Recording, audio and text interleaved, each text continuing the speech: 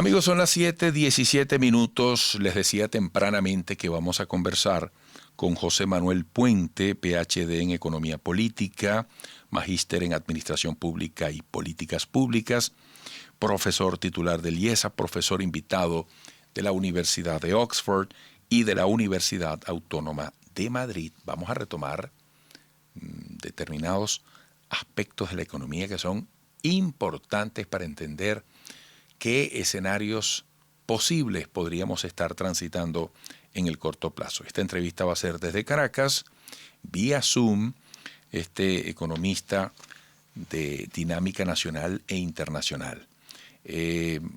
Todos estamos viendo, bueno, sin perder el asombro, cómo se va debilitando nuestra moneda bajo una gran interrogante.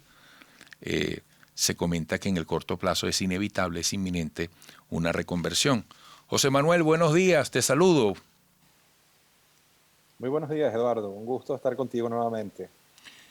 José Manuel, ¿por qué la gran mayoría de los economistas insisten en que en cualquier momento debe llegar una reconversión monetaria? Bueno, básicamente porque Venezuela está en un ciclo de hiperinflación y de persistentes devaluaciones y su cono monetario cada vez vale menos, cada vez tiene menor capacidad de compra de bienes y servicios. El billete de mayor denominación en Venezuela es menos de $1/3, que es el de 1 millón de bolívares. Eso es un billete que te permite cuando mucho pagar un boleto de un carrito por puesto o un autobús. No tiene ninguna capacidad de compra. Y entonces una vez más Venezuela se va a ver obligado a eliminar ceros de su moneda o a emitir un nuevo cono monetario. Creo que es inminente, es cuestión de tiempo cuando el Banco Central de Venezuela lo decida hacer, pero lo va a volver a hacer. Y el problema de fondo es el que hemos tenido en los últimos años, una alta y persistente inflación y muy fuertes devaluaciones. Solamente en el mes de abril, Eduardo, el tipo de cambio de Venezuela se devaluó en 35%, es decir, el tipo de cambio perdió 35% de su capacidad de compra. Mientras el gobierno no ataque el origen del problema, que es el problema de hiperinflación y el problema de devaluación del tipo de cambio, se verá obligado a cambiar de conos monetarios, eliminar ceros de la moneda. Ahora, José Manuel, lo triste, y corrígeme si la situación es distinta a la que voy a describir, lo triste es que sería un cambio estrictamente de forma, porque aquí hemos pasado por el bolívar fuerte, el soberano. ¿Es que acaso con una reconversión monetaria rescataríamos al bolívar, lo haríamos más fuerte?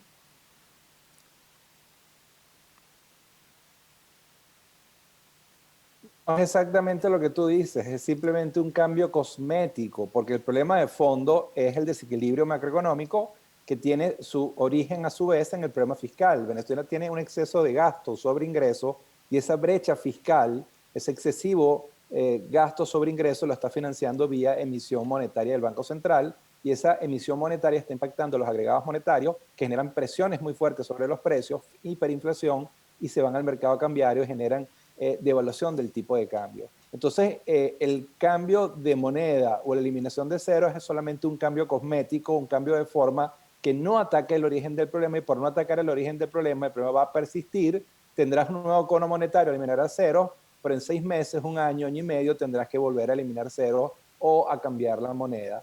Y esto es un círculo vicioso de un perro tratando de morderse la cola en un círculo vicioso de devaluación, inflación, devaluación, y así sucesivamente, y con eso se está destruyendo riqueza y empobreciendo cada día más la población venezolana. ¿Qué sentido tiene mantener la referencia del bolívar cuando todo está dolarizado? Incluso en esta pregunta, incluyo. ¿De qué sirve manejar en bolívar para el Estado el tema tributario? Esa brecha entre lo que se paga en un año o lo que se declara en un año se recauda al año siguiente. Además, un país que tiene su empresa petrolera prácticamente deshecha, ¿no? Tú tocas un punto muy importante, Eduardo, y eso la literatura económica lo ha estudiado con mucho detenimiento. Básicamente eso se llama el efecto Tanzi. ¿Qué es el efecto Tanzi? Eh, el impuesto sobre la renta que se genera durante el 2021 va a ser recaudado en el 2022, un año después.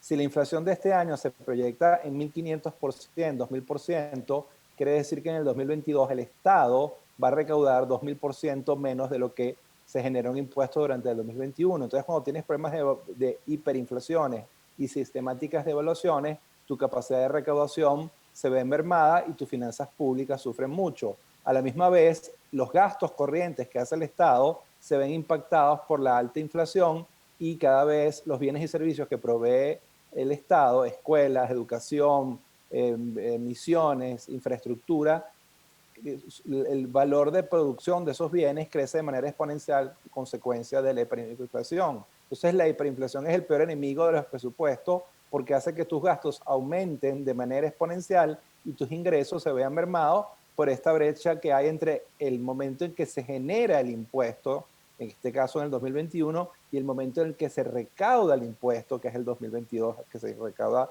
12 meses después. Entonces esa brecha destruye las finanzas públicas de un país, genera un hueco fiscal brutal y te genera precisamente lo que estamos viviendo, la necesidad de financiar ese déficit con emisión monetaria del Banco Central para poder hacer frente a tus pagos. Este problema de desequilibrio fiscal, monetario, cambiario los vivió gran parte de América Latina en los 70 y 80 y todos ellos aprendieron la lección. Y la lección básica es que tienes que cerrar la brecha entre tus ingresos y gastos y gastar solo aquello que puedas financiar con tu ingreso corriente. Eso lo aprendió Bolivia, Chile, Perú, y hoy en día tienen inflaciones de un dígito. El promedio de inflación de América Latina es 3 o 4%, y la de Venezuela en este año será de varios miles por ciento. Es evidente que Venezuela está haciendo algo diferente al resto de América Latina y no ha aprendido la lección que sí aprendió América Latina a cómo controlar sus procesos de hiperinflación y a manejar de manera correcta su política fiscal,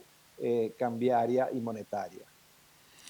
Oye, para finalizar, ¿cómo hace el Estado venezolano para compensar este déficit que proviene de lo que acabas de describir con el efecto Tansi?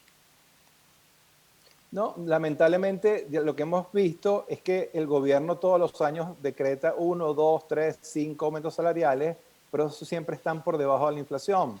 Para que un aumento salarial tenga sentido, impacte positivamente a la población, ese aumento salarial tiene que estar por encima de la inflación. Pero si tienes inflaciones de 2.000%, de 2.500%, se te hace imposible financieramente generar aumentos salariales por encima de la inflación. Por tanto, tu salario real es cada vez menor y llegas a tener hoy al tipo de cambio Banco Central, el salario mínimo calculado a tipo de cambio de Banco Central, tipo de cambio oficial, son $2.50. Ese es el salario mínimo más bajo de América Latina y probablemente el salario mínimo más bajo del mundo. Es decir, lo que fue el país más rico de América Latina en los años 80, hoy tiene el salario mínimo más bajo del mundo, consecuencia de este mal manejo macroeconómico y particularmente de los ciclos de hiperinflación, devaluación que ha vivido la economía venezolana en los últimos años. José Manuel, no quiero ser tosco con esta pregunta, pero si uno viene escuchando análisis como el tuyo desde hace tanto tiempo, ¿es que acaso la hiperinflación es invencible? Es decir, el gobierno de Nicolás Maduro no ha podido. ¿Es que acaso en algo le conviene que haya hiperinflación? ¿Es que vamos a vivir por cuánto tiempo más en hiperinflación? ¿Es que como un venezolano puede aspirar o soñar que esto en algún momento comience a descender hasta ser controlado? Estamos dependiendo de un milagro. Vuelvo a tratar de ser concreto. Y disculpa lo ordinaria que puede ser mi pregunta, pero el gobierno hasta ahora que ha mostrado incapacidad o en modo alguno le conviene que haya hiperinflación. Yo no logro ver en qué le puede convenir a un gobierno destruir el bienestar de su población. Pero el tema es que esta crisis ha sido muy larga y muy profunda. Venezuela transita en este momento su octavo año consecutivo de recesión. El 2021 va a ser el octavo año consecutivo de recesión y transita su cuarto año de hiperinflación. ¿No? De hiperinflación, correcto. Cuarto de hiperinflación y va acercándose a Nicaragua, que tiene el récord mundial como la hiperinflación más alta, más larga del mundo, que son 5 años. Si las cosas siguen como van y sigue manejando la política económica como la maneja, muy probablemente Venezuela va a romper el récord como de la inflación más larga del planeta. Y al final es muy simple, Eduardo, tú lo decías, es simplemente ver qué es lo que hicieron nuestros vecinos, qué fue lo que hizo Argentina, Perú, Bolivia, para controlar sus hiperinflaciones. ¿Por qué ellos tienen inflaciones de un dígito, toda América Latina, nosotros tenemos inflaciones de varios miles por ciento? ¿Qué están haciendo ellos que nosotros no hacemos o qué hacemos nosotros que ellos no están haciendo? Y el punto clave, y está muy estudiado por la literatura, es el problema fiscal que Venezuela tiene, y es financiar gran parte de su gasto con ingresos que no tiene. Ha decidido financiar la gasolina, regalar la gasolina, la electricidad, el agua, el internet CanTV, la telefonía CanTV, la infraestructura, la educación, la salud, sin tener fuentes recurrentes de ingresos, porque cada vez sus ingresos son menores como consecuencia de múltiples factores, el bajo nivel de actividad económica y la hiperinflación, y esa brecha te genera las necesidades de financiamiento vía Banco Central y generar las condiciones para la hiperinflación. La solución, Eduardo, es muy simple, es simplemente voltear al continente, ver qué fue lo que hizo el resto del continente y hacer nosotros lo mismo. El gobierno es, en buen español, muy tosudo. Su tosudez le impide ver cuál es la solución a un problema que toda América Latina ha controlado exitosamente, y hoy el promedio de inflación de América Latina es 3 o 4%. Bueno, me decía alguien en España, no sé si recuerdo que habló de 2 o 3 años, que había pedido un presupuesto a un odontólogo y 2 o 3 años después el presupuesto era el mismo. En España me contaron eso. No, Bueno, no, es correcto, es correcto. Si tienes inflaciones de un dígito de 2 o 3%, tú puedes mantener perfectamente tu presupuesto por 1 o 2 y hasta 3 años, fijo, porque increíble, simplemente ¿no? no hay cambio en la evolución de precio, que era un poco lo que vivió Venezuela antes del 83. Venezuela entre el 50 y el año 82-83 tenía un tipo de cambio casi fijo, el 4.30, y ese tipo de cambio fijo generaba estabilidad de precios, y Venezuela tenía inflaciones de un dígito, de 2 o 3%. Venezuela durante 30, 40 años vivió esa realidad y no había ningún problema, inclusive no era necesario aumentos salariales porque los salarios reales se mantenían estables en el tiempo porque no había altas y persistentes inflaciones o hiperinflaciones. Eso es así. Lo que estoy hablando no es una quimera, es lo que vivió Venezuela entre el 50 y el 82, 83, y es lo que vive toda América Latina.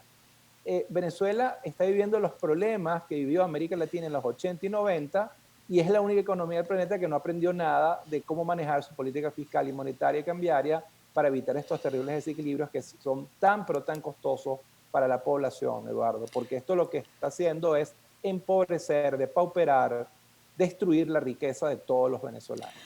José Manuel, siempre es interesante escucharte, súper amable, gracias. Espero que pronto retomemos estas conversaciones. Seguro, mucho material y muy buenos días. Y gracias por la invitación, Eduardo. Buenos días, gracias a ti, José Manuel Puente, PhD en Economía Política, magíster en Administración Pública y Políticas Públicas, profesor titular del IESA, profesor invitado de la Universidad de Oxford y de la Universidad Autónoma de Madrid. Volveremos.